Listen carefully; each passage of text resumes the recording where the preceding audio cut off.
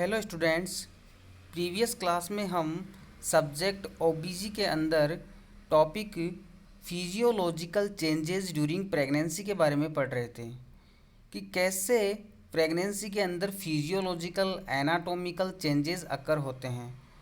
इस टॉपिक में अब तक हमने रिप्रोडक्टिव चेंजेस क्या क्या होते हैं, मदर में वेट गेन कैसे होता है, क्यूटेनियस चेंजेस कैसे होते हैं और हीमेटोलॉजिकल चेंजेस के बारे में पढ़ रहे थे।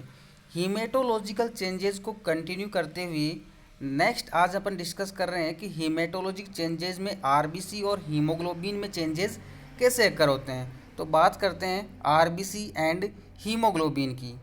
The RBC mass is increased to the extent of 20 to 30%। कि RBC है वो नॉर्मल जो नॉन प्रेग्नेंट स्टेट है उससे अगर प्रेगनेंसी में बात करें तो 20 से 30% इंक्रीज होगी। सेकेंड पॉइंट है increase demand of O2 transport during pregnancy. Oxygen की जो ट्रांसपोर्टेशन है वो भी प्रेगनेंसी के दौरान बढ़ जाएगी। क्यों बढ़ेगी? क्योंकि फीटस को भी रिक्वायरमेंट रहेगी ऑक्सीजन की।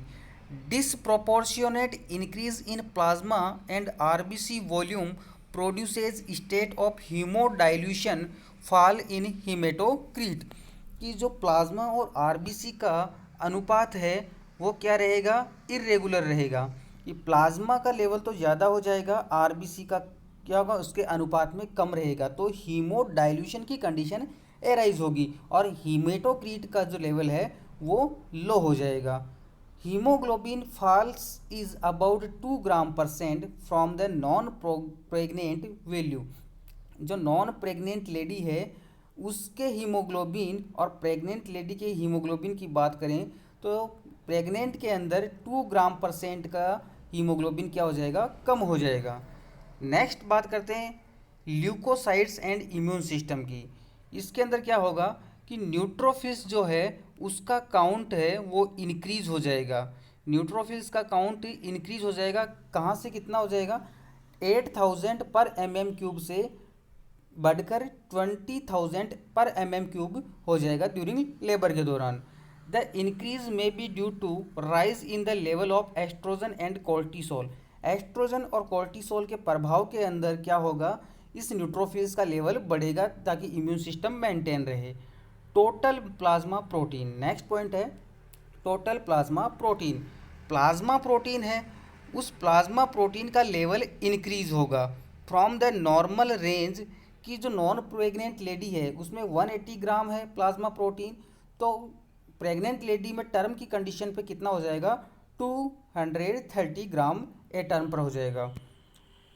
However due to haemodilution the plasma protein concentration fall from 7 gram% to 6 gram%. और जब हीमोडाइल्यूशन होगा क्योंकि प्लाज्मा का और आरबीसी का डिसप्रपोर्शनेट होने के कारण अनुपात वो है इरेगुलर होने के कारण हीमोडाइल्यूशन की कंडीशन अराइज होगी और हीमोडाइल्यूशन होगा तो प्लाज्मा प्रोटीन का कंसंट्रेशन है वो लो हो जाएगा। 7 ग्राम% से कितना हो जाएगा? 6 ग्राम% हो जाएगा। और प्लाज्मा प्रोटीन का लेवल अगर लो होगा तो कोलॉइड ऑस्मोटिक टेंशन जो है वो भी क्या हो जाएगा? रिड्यूस्ड हो जाएगा। बात करते हैं ब्लड कोएगुलेशन फैक्टर की।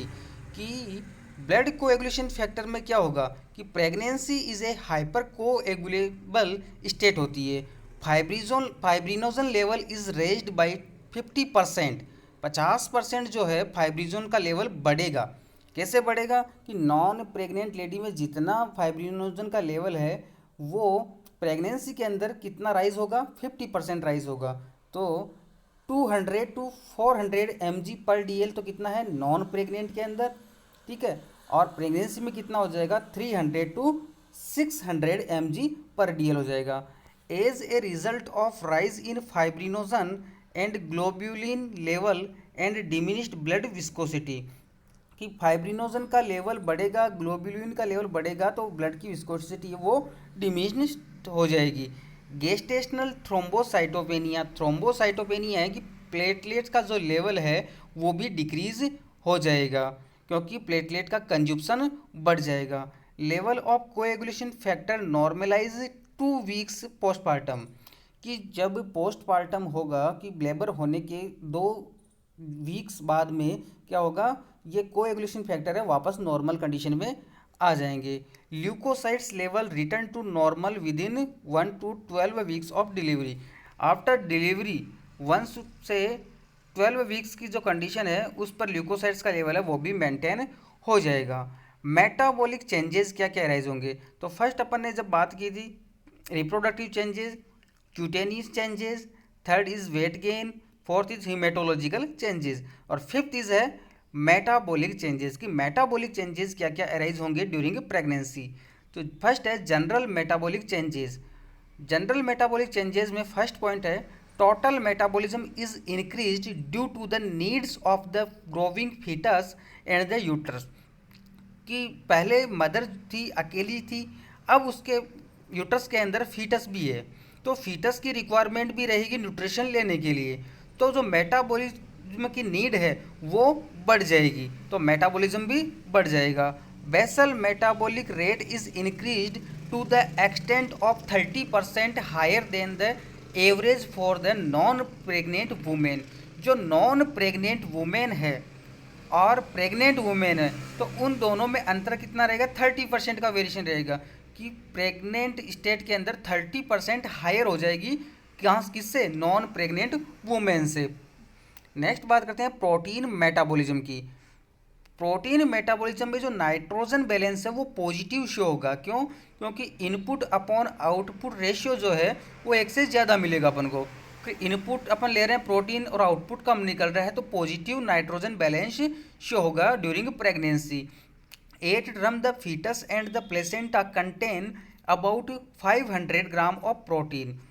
मीन्स कि प्लेसेंटा और फीटस वो दोनों कितना गेन कर रहे हैं प्रोटीन, 500 ग्राम प्रोटीन गेन कर रहे हैं, और मदर्स की अकेली है वो कितना गेन कर रही है, 500 ग्राम। नेक्स्ट बात करते हैं कार्बोहाइड्रेट मेटाबॉलिज्म की। Insulin secretion is increased in response to glucose and amino acid. तो इंसुलिन का सिक्रेशन बढ़ जाएगा किसकी रेस्पॉन्स में, ग्लूकोज का लेवल जब बढ़ेगा, अमाइनो एसिड का लेवल जब बढ़ेगा तो इंसुलिन का सिक्रेशन भी बढ़ेगा। क्यों, क्योंकि इनके मेटाबॉलिज्म के लिए इंसुलिन रेस्पॉन्सिबल है।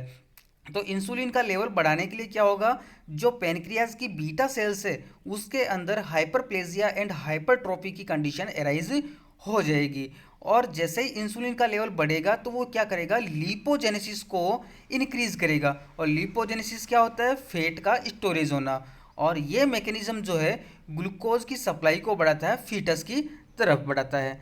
नेक्स्ट बात करें अपन मेटाबॉलिक चेंजेस में फैट मेटाबॉलिज्म की। An average of 3 to 4 kg of fat is stored during pregnancy mostly in the abdominal wall, breast, hips and thigh. मतलब जो एब्डोमिनल वॉल है, ब्रेस्ट है, जो हिप एरिया है और थाई है, वहाँ पर 3 to 4 kg फैट का क्या हो जाएगा, स्टोर्ड हो जाएगा। नेक्स्ट बात है आयरन मेटाबॉलिज्म की। Iron is absorbed in ferrous form. कि आयरन जो है वो फेरस फॉर्म के अंदर एब्जॉर्ब्ड होता है फ्रॉम ड्यूडिनम एंड जीजोनम के थ्रू, और released into the circulation as a transferrin. कि सब सर्कुलेशन जो है ब्लड सर्कुलेशन के अंदर किस फॉर्म में ट्रांसफर होगा आयरन, ट्रांसफेरिन के फॉर्म में, और एब्जॉर्ब्ड कौन सी फॉर्म में होगा, फेरस फॉर्म के अंदर। नेक्स्ट बात करते हैं 10% of ingested iron is absorbed. Total iron requirement during pregnancy is estimated approximately 1000 mg। कि जो टोटल आयरन की रिक्वायरमेंट है ड्यूरिंग प्रेगनेंसी के दौरान वो कितनी होती है, 1000 milligram. In the absence of iron supplementation there is drop in haemoglobin. अगर आयरन का सप्लीमेंटेशन बॉडी में कम है तो हीमोग्लोबिन का लेवल क्या हो जाएगा, ड्रॉप हो जाएगा। Serum iron and serum ferritin concentration at term. मतलब कि जैसे ही आयरन सप्लीमेंटेशन बॉडी में कम है तो हीमोग्लोबिन का लेवल कम होगा, सीरम के अंदर आयरन का लेवल कम होगा, और सीरम फेरिटीन का कंसंट्रेशन भी कम होगा प्रेगनेंसी के दौरान। अब बात करते हैं कि सीवीएस सिस्टम, कार्डियोवैस्कुलर सिस्टम में क्या क्या फिजियोलॉजिकल चेंजेस आएंगे ड्यूरिंग प्रेगनेंसी के दौरान। तो एनाटॉमिकल चेंजेस, कि कि due to elevation of the diaphragm consequent to the enlarge uterus the heart is pushed upward and outward. Means इसका मीन्स क्या है कि यूट्रस जो है पहले पेल्विक कैविटी में प्रेजेंट था, उसके बाद में यूट्रस ऊपर की तरफ अपवर्ड ग्रोविंग कर रहा है, तो जो डायफ्राम प्रेजेंट है उस डायफ्राम को क्या करेगा, प्रेस करेगा। डायफ्राम को प्रेस करेगा तो पुश्ड अपवर्ड क्या लगेगा, फोर्स लगेगा। और डायफ्राम के ऊपर क्या प्रेजेंट है, हार्ट प्रेजेंट है, तो हार्ट पर क्या पड़ेगा, प्रेशर पड़ेगा। क्यों पड़ रहा है, क्योंकि एनलार्ज जो यूट्रस है वो क्या कर रहा है, एनलार्ज कर रहा है। एबनॉर्मल क्लिनिकल फाइंडिंग क्या क्या एराइज होगी सीवीएस सिस्टम में। एबनॉर्मल क्लिनिकल फाइंडिंग की बात करें तो displacement may at time be responsible for palpitation. The apex beat is shifted to the fourth intercostal space about 2.5 centimetre outside the mid clavicular line. Means जो apex beat है heart की वो shift हो जाएगी फोर्थ इंटरकोस्टल स्पेस जो है, intercostal मतलब जो रिब्स है वहाँ पे जो फोर्थ इंटरकोस्टल स्पेस है वहाँ पर शिफ्ट हो जाएगी। Pulse rate is slightly raised often with extra systolic sound के कारण, कि पल्स रेट है वो बढ़ जाएगी क्योंकि एक्स्ट्रा सिस्टोल बढ़ रहा है। मदर का एक्स्ट्रा सिस्टोल मीन्स क्या है कि जो सिस्टोलिक अमाउंट है वो ज़्यादा ब्लड सर्कुलेशन में जाएगा, क्योंकि फीटस को भी रिक्वायरमेंट रहेगी न्यूट्रिशन की और ऑक्सीजन डिमांड रहेगी, तो पल्स रेट है वो स्लाइटली इंक्रीज होगी। तो ये था physiological changes during pregnancy. Thank you.